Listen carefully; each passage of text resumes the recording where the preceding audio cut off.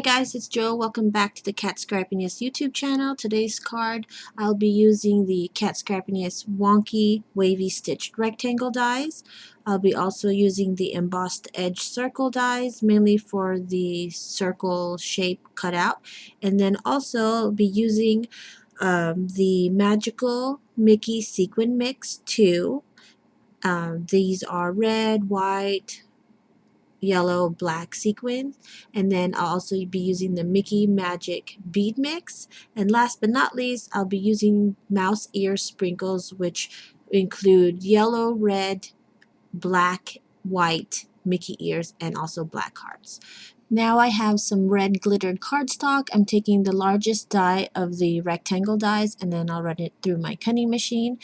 This is just an extra step. I wanted to give the red glittered cardstock a little bit more detail, so I used the stitching on this rectangle die. And then the size of my card is A2, 4 1/4 by 5 1/2. Here I'm taking a Project Life pocket page and I'm using the 4 by 6 size, so I'm just going to cut it out of the 12 by 12 sheet and just making sure I'm cutting close to the sealed edges.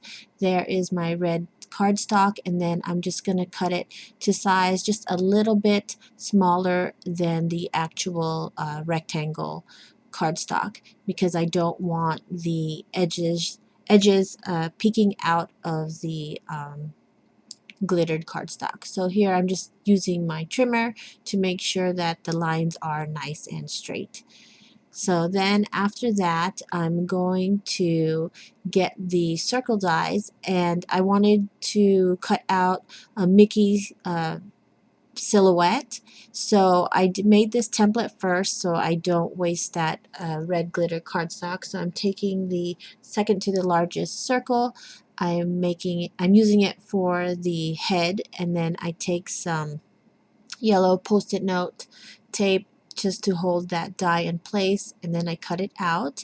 Then I go ahead and get the third smallest circle for the ears and then run that through my die cutting machine as well. So here I have the Mickey head silhouette, and I like how it turns out. It looks like Mickey's head. So yeah, so next I'm going to adhere the shaker pocket that I cut out to the red glittered cardstock, and I'm basically applying adhesive all over the red cardstock so that it ensures that shaker pocket will not move. Then I go ahead and get some Disney themed die cuts. They're from Simple Stories, I believe, say cheese too. So I go ahead and choose some die cuts that I potentially want to use. So I have this, I guess it's a Cinderella castle. I want to put it behind the actual shaker pocket so that it doesn't mess around with the sequins that I end up putting inside. Then I pick the sentiment, see you real soon. I have some admission tickets that say ticket admit 1, so I choose the red and gray one, and then this cute little Minnie Mouse bow. First I try to put some die cuts in the smaller ear, but later on you'll see I ended up not using any images for that smaller ear, and just end up using just sequins in that pocket. So now I'm going to go ahead and adhere all the die cuts that I chose to the actual front of the shaker pocket, and then also I'm going to adhere the Cinderella castle to the actual base of the card, and then I'm going to trim off the excess of that castle because I don't need it. Yeah, so then after that I go ahead and start filling it up with the sequins. But first I need to create the shaker pocket, so I basically want to seal off the large circle and the small circle. So there you see the 3 different types of sequin mix that I'm going to use. So I'm basically getting the original circle dies that I used to cut out the circles on my shaker pocket, and now I'm going to just put some purple tape to hold it together, and I'm going to be using my fuse tool, and I put a glass mat to protect my cutting mat. So I'm using the fine tip of the fuse tool, and then here I'm just guiding it along the circle die because I want to cut off the large circle and the small circle so that it holds two different types of sequins. And then I go ahead and get the fuse tool again and follow the circle die so that it creates a circle pocket. And yeah, so I do the exact same thing with the smaller circle. I get the small circle die and then follow the fuse tool around the circle, and then you can see that I had put a ruler inside the pocket just to show you that there is still an opening where I can put the sequins through. So here is the smaller circle, and then I'm just following the die so that I can get an exact outline of the circle die, and then the opening of the pocket is up at the top. So that's how I created the circle pockets for the shaker pouch. And then I'm going to start filling it up with the sequin mix. And it was kind of hard for me to put the sequin mix inside the pockets without it being really messy. So then I went ahead and got this large bubble tea or boba straw because it's a lot actually bigger than your average straw, so the openings uh, has a lot of room for the sequins and the beads to go in. So I used that. I inserted it to the opening.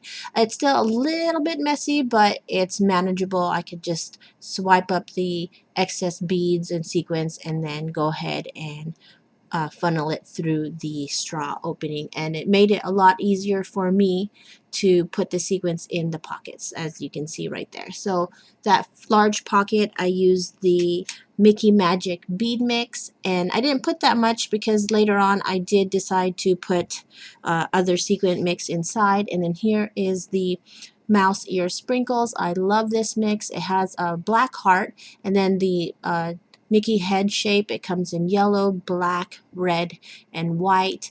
I was thinking of putting two different types of sequin mix inside, but then I went ahead and just kept it the mouse ears.